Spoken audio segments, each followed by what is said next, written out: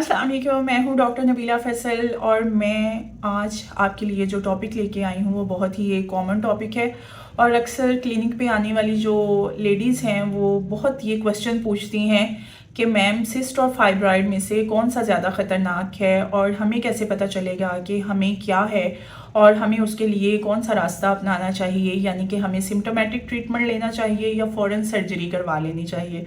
तो आज की इस वीडियो में मुझे उम्मीद है कि आप हमारे साथ बरकरार रहेंगे एंड तक और हम जो है आपको बताएंगे कि सिस्ट और फाइब्रॉइड में क्या फ़र्क है। सबसे पहले बात कर लेते हैं सिस्ट की। जैसा कि आपको पता है कि इसकी डेफिनेशन कुछ इस तरह से है कि ये पानी की थैलियाँ होती हैं जो कि ज़्यादातर बेज़दानी में पाई जाती हैं। ठीक है, इसकी 4 इकसाम होती हैं जिसमें फंक्शनल सिस्ट होती है, डर्मॉइड सिस्ट होती है, चॉकलेट सिस्ट होती है और पॉलीसिस्टिक यानी कि पीसीओज होता है।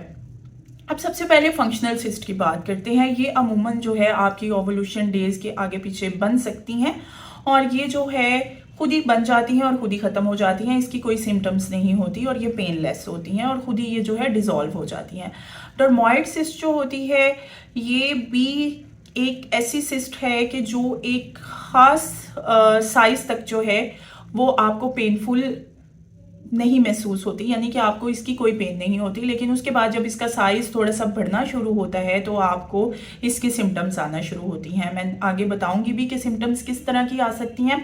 इसके अलावा जो है चॉकलेट सिस्ट होती है।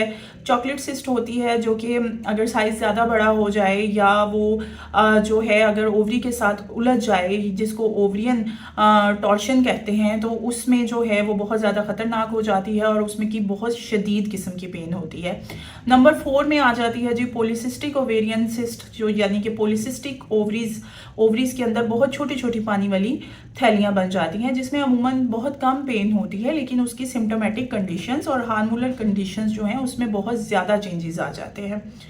ये तो 4 किस्म के सिस्ट हैं जिसमें मैंने आपको बताया है कि ये आपको हो सकती हैं। और इसकी सिम्टम्स क्या होती हैं? अमूमन ये होता है कि आपको एक साइड पे पेन होती है, यानी कि जिस साइड पे आपको वो सिस्ट बनेगी उसी साइड पे आपको पेन होगी, ब्लॉटिंग होगी, कभी कभी आपको यूरिनेशन ज़्यादा होगी और कभी कभी इसके साथ जो है आपको वो डिस्चार्ज हो सकता है, वाइट डिस्चार्ज हो सकता है, या आपके पीरियड जो है जिस तरह चॉकलेट सिस्ट है तो आपको हैवी ब्लीडिंग हो सकती है या आपके पीरियड्स जो हैं वो इरेगुलर हो सकते हैं। तो ये सारी चीज़ें जो हैं, ये सारी सिम्टम्स जो हैं सिस्ट के साथ आ सकती हैं। अब इसके ट्रीटमेंट की तरफ चलते हैं कि ट्रीटमेंट आपको सिम्टोमेटिक रखना चाहिए या फिर आपको जो है इसकी सर्जरी की तरफ जाना चाहिए। तो सबसे पहले जिस तरह फंक्शनल सिस्ट के बारे में मैंने बताया कि ये खुद ही डिजोल्व हो जाती हैं, ठीक है। अब ये है कि डर्मॉइड सिस्ट और चॉकलेट सिस्ट वो एक हद तक जो है वो हार्मोनल जो मेडिसिन होती हैं या पिल्स होती हैं उनके साथ हम इसको रिजॉल्व करवा सकते हैं एक हद तक।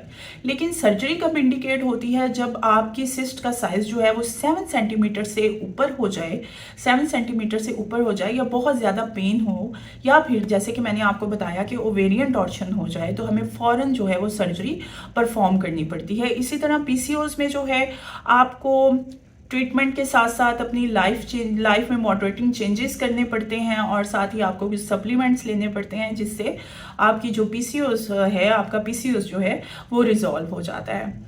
अब चलते हैं फाइब्रॉइड की तरफ कि फाइब्रॉइड क्या है। जैसा कि आपको बताया था कि सिस्ट जो है वो पानी वाली थैली होती है और फाइब्रॉइड जो होता है वो आपके यूट्रस के अंदर ही कोई मसल्स जो है वो ग्रो कर जाता है, ओवर ग्रो कर जाता है, ठीक है, डेफिशिएंसी की वजह से, किसी भी डेफिशिएंसी की वजह से। अमूमन फाइब्रॉइड्स उन औरतों में ज़्यादा बनते हैं जिनमें विटामिन डी की बहुत ज़्यादा कमी होती है, ठीक है। अब फाइब्रॉइड क्या होता है? वो मांस का बना हुआ होता है, सॉलिड होता है, डेंस होता है, मांस का बना हुआ होता है। और ये अमूमन जो है जिन औरतों में बहुत ज़्यादा बन जाते हैं या जिनका साइज़ जो है वो बहुत ज़्यादा हो जाता है उनमें अमूमन ये फर्टिलिटी को इन्फेक्ट कर देते हैं, ठीक है, यानी कि फर्टिलिटी मुतासिर करते हैं जिसकी वजह से हमें इसकी सर्जरी करनी पड़ती है। इसमें जो सिम्टम्स आ जाती हैं और इसकी जो किस्म है, इसकी 3 किस्म हैं, यानी कि इंट्राम्यूलर, सबम्यूरल और सबसिरोसल फाइब्रॉइड्स होते हैं। ठीक है। अब इसके ट्रीटमेंट्स में क्या आ जाता है, इसके ट्रीटमेंट्स में ये होता है कि अगर तो ये पेनलेस है, अगर आपको कोई अफेक्ट नहीं कर दे, आपकी फर्टिलिटी को अफेक्ट नहीं कर दे, आपकी ब्लीडिंग जो है, क्योंकि इसके सिम्टम्स में हैवी ब्लीडिंग आती है जिसकी वजह से HB बार बार कम हो जाती है, ठीक है।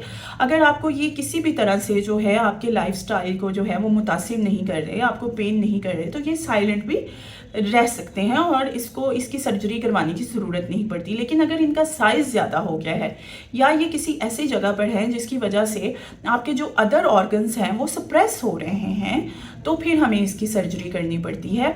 सर्जरी में मायोमेक्टमी आ जाती है, हिस्टेरेक्टमी आ जाती है, और जैसा कि आपको पता है जदीद तरीका है, एम्बोलाइजेशन आजकल आई हुई है, तो वो भी हम कर सकते हैं। अब आपको कैसे पता चलेगा कि आपको सिस्ट है या फाइब्राइड है? अमूमन आपकी गायनाकोलॉजिस्ट, आपकी रेडियोलॉजिस्ट सोनोग्राफी से आपको इसकी नौइयत बता सकते हैं कि ये सिस्ट है या फाइब्राइड है और इसकी कौन सी किस्म है, तो ये आपके लिए आसान हो जाता है। अगर आप जानना चाहते हैं कि आपकी मौजूदा कंडीशन में अगर आप इस किस्म की किसी कंडीशन से जूझ रहे हैं, तो आप मुझे कमेंट में अपना स्कैन सेंड कर सकते हैं। मैं आपको बता सकती हूँ कि ये सिस्ट है या फाइब्राइड है और इसके लिए आपको क्या करना पड़ेगा। अमूमन ये सारी चीज़ें जो हैं वो गायनाकोलॉजिस्ट के मशवरे के बगैर नहीं हो सकती। वीडियो बनाने का मकसद सिर्फ और सिर्फ अवेयरनेस का होता है कि कोई भी पैरामेडिकल स्टाफ या कोई भी ऐसा आदमी जो या औरत, ठीक है, जिसको लेक ऑफ नॉलेज है या जो क्वालिफाइड नहीं है, वो आपके भोलेपन का फ़ायदा ना उठा सके। आपको अपनी बीमारी के हवाले से जो है वो अवेयरनेस पहले से हो कि मुझे ये बीमारी है और इसका सही ट्रीटमेंट क्या है और इसका कौन सा ट्रीटमेंट मैं करूं जिससे मुझे इकोनॉमिकल प्रेशर ना आए और मेरा फ़ायदा भी हो। वीडियो पसंद आया कि तो वीडियो को लाइक और शेयर ज़रूर किया करें, चैनल को सब्सक्राइब किया करें, और आपके अगर मज़ीद कोई सवालात हैं तो उनको प्लीज़ कमेंट में शेयर किया करें। अल्लाह हाफिज़।